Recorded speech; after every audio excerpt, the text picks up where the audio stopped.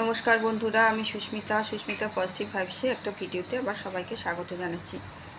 আজকে আমার ভিডিওর টপিক হলো জপ ধ্যান প্রার্থনা নিয়ে, যেটা আমার চ্যানেলের সাথে আমি যেসব টপিক আলোচনা করি সেক্ষেত্রে আমার অনেকেই কমেন্ট করে বা এটা নিয়ে অনেক ভিডিও আছে।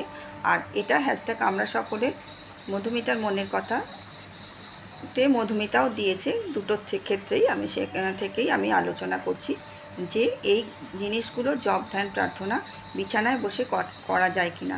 অনেকে আবার মেনশান করে দেয় যে বাসি বিছানায় বসে করা যায় কিনা। এটা নিয়ে কিন্তু প্রচুর ভিডিও আছে, সেখানে দেখা যাবে নানা মুনির নানান মত। আমি আমারটা বলছি। আচ্ছা, এই যে তিনটে জিনিসের ব্যাপার দিয়েছে জপ ধ্যান প্রার্থনা, তিনটে জিনিসই কিন্তু কনসেন্ট্রেশনের ব্যাপার। কনসেন্ট্রেশন মানে এমন নয় যে আমি জপের কথা বা প্রার্থনার কথা বলছি যে কনসেন্ট্রেশনটা আমার সর্বসমক্ষে করা যাবে না বা আমার তার জন্য নিরিবিলি ব্যবস্থা লাগবে, এরম ব্যাপারটা নয় জপ প্রার্থনার ক্ষেত্রে। কিন্তু ধ্যানের ক্ষেত্রে একটু সেটা লাগে। বিছানার কথা যখন আসছে তখন বলি যে বিছানায়, আচ্ছা প্রথমত বলি এই তিনটে জিনিস করতে যে তিনটে মেন উপাদান লাগে সেইগুলো হচ্ছে, একটা হচ্ছে শ্বাস, একটা হচ্ছে মন, আর একটা হচ্ছে সচেতনতা। তাহলে জপ প্রার্থনার ক্ষেত্রেও যদি এই তিনটে জিনিস আমরা সর্বসমক্ষে বা কাজ করতে করতেও আমরা কনসেন্ট্রেট করতে পারি, তাহলে কিন্তু নিরিবিলিও লাগবে না, বিছানাও লাগবে না, কিচ্ছু লাগবে না, যখন তখন যেখানে সেখানে করা যাবে। আর বিছানার ক্ষেত্রে বলি, আমার বিছানায় আমি একা কিনা বা পাশে কেউ আছে কিনা বা দিনের কোন সময় আমি বিছানায় বসে করছি সেটাও কিন্তু ব্যাপার। কারণ আমার পরিবেশটা আমি নিতে পারছি কিনা, যে পরিবেশটা আমি এই কাজের জন্য লাগাতে চাইছি সেই পরিবেশটা আমাকে ডিস্টার্ব করছে কিনা। হয়তো বিছানায় অন্য কেউ আছে বা দিনের অন্য কোনো সময় আমার বিছানা এমন জায়গায় রাস্তার ধারে আছে, মানুষের কোলাহল আসছে সব হোক, আমি কতটা আমার শ্বাস মন এবং সচেতনতাকে কাজে লাগিয়ে এগুলো মাইনিউটলি করতে পারছি, সেটাই হলো বিষয়, যেটা কার্যকরী হবে। জপ প্রার্থনা অনেকে করে, জপ তো করেই মানুষ রাস্তা চলতে চলতে, মর্নিং ওয়াক করতে করতে, বা এমনি যাদের আছে যে নিয়ম মাফিক এত করতে হয় তারা কিন্তু জপের মালার মধ্যে হাত ঠুকিয়েই থাকে এবং তারা করতে থাকে। আর আমরা আর একটা প্রশ্ন আসে যে এটা বাসি বিছানায় করা যাবে কি না। সবচেয়ে বড় কথা, বাসি বিছানা মানে হচ্ছে সকালবেলা মানুষ যখন ওঠে, যে যখন ওঠে সেটাই তার কাছে কিন্তু বাসি বিছানা হয়, যখন সে বিছানা ছাড়ছে। এইটা যখন ভোরবেলা বা ব্রাহ্ম মুহূর্তে যদি করা যায় এটা কিন্তু খুব কার্যকরী হয়। কিন্তু ব্রাহ্ম মুহূর্তে সকলে ওঠে না, এখন সবাই লেট নাইটে অনেকেই করে, তারা কিন্তু দেরি করে ওঠে। কিন্তু দেরি করে উঠলেও বাসি বিছানায় বসে করলে কার্যকরী হবে কেন? বিছানাটা ছাড়ছে যখন মানুষ, তখন সে ঘুম থেকে যখন সারা রাত রেস্ট নিয়ে উঠলো, তখন আমরা যখন ঘুমাই অনেকক্ষণ রেস্ট পাই, তখন আমাদের কিন্তু সাবকনশাস মাইন্ডটা তখন কাজ করে, আমাদের কনশাস মাইন্ডটা তখন সাবকনশাস মাইন্ডটা কাজ করে, আমাদের কনশাস মাইন্ডটা তখন রেস্টে থাকে। আমাদের কনশাস মাইন্ডটাই কিন্তু আমাদের ডিস্টার্ব করে, আমাদের যাবতীয় উল্টোপাল্টা যত রাজ্যের চিন্তা ভাবনাগুলো আমাদের মাথার মধ্যে চলতে থাকে, তখন কিন্তু আমাদের মাইন্ড ডিস্টার্ব থাকে। কিন্তু আমরা সাবকনশাস মাইন্ডটা যখন আমরা ঘুম থেকে উঠি সারা রাতের পরে বাসি বিছানায় যখন উঠি, আমাদের সাবকনশাস মাইন্ডটা কিন্তু তখনও অ্যাক্টিভ থাকে। সেই সময় করা প্রার্থনা কিন্তু বা জপ বা মেডিটেশান করলে সহজেই করা যায়, এবং জপ ও প্রার্থনা কিন্তু খুব কার্যকরী হয়, যেহেতু আমাদের সাবকনশাস মাইন্ডটা তখনও ওই এতে থাকে, তখনও অ্যাক্টিভ থাকে। আচ্ছা, এবারে বলি জপ বা প্রার্থনা। বললাম আমি আমার বিছানায় কে আছে না আছে তার মধ্যে থেকেও আমি যদি কনসেন্ট্রেট করতে পারি তাহলে কিন্তু আমি করতে পারি। তবে সব জপ ধ্যান প্রার্থনা বা সাধনা বলবো না, ধ্যান ব্যাপারটা কিন্তু সব সময় একটু নিরিবিলি না হলে হয় না। সকলের মাঝখানে আমি তো মনে করি ধ্যানটা অন্তত হয় না।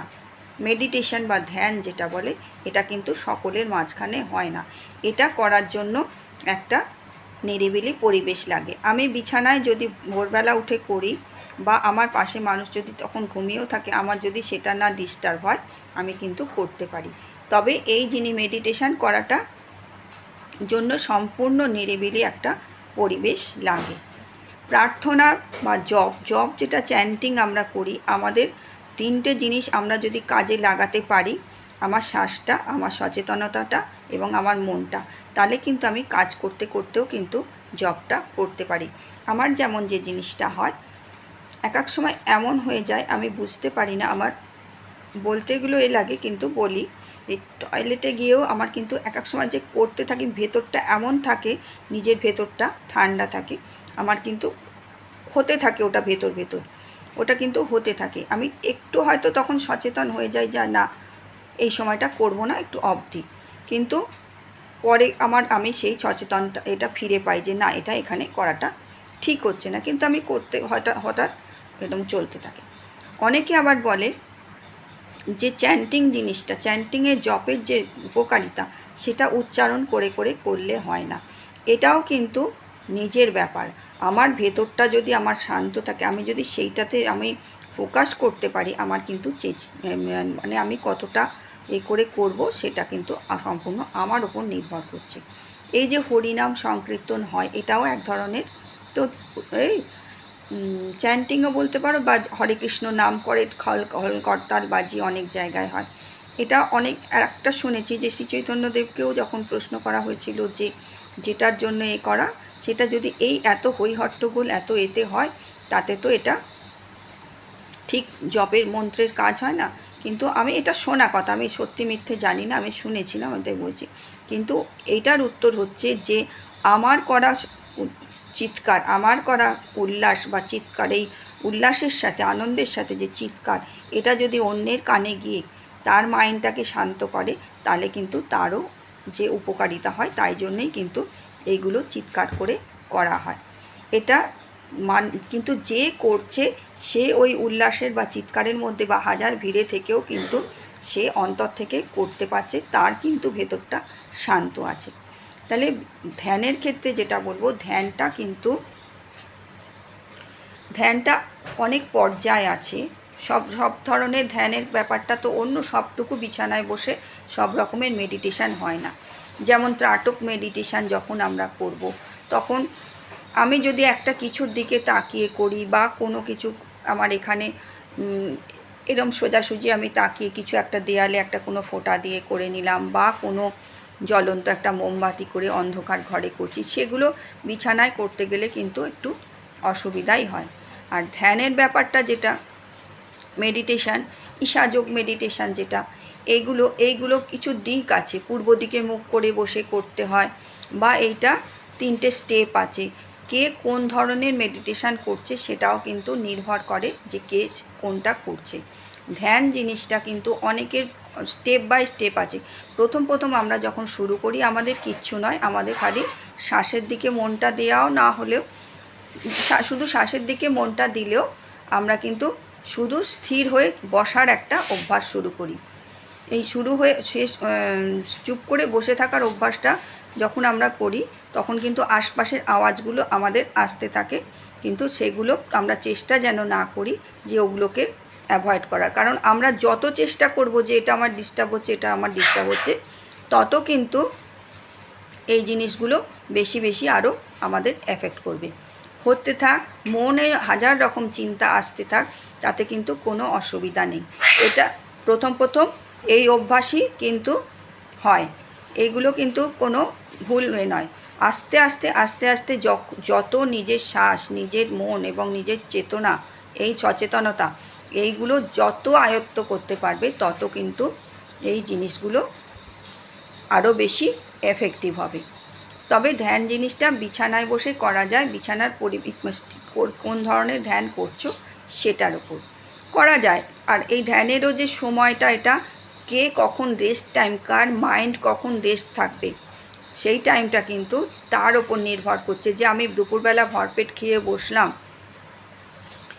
আমাদের সাধারণত মানুষের কি হয়, আমাদের মতন মানুষদের সংসারে কাজ টাজ সেরে করে দুপুরটা আমরা বেশ খানিকটা 2:30-3টের পর থেকে রেস্ট পাই।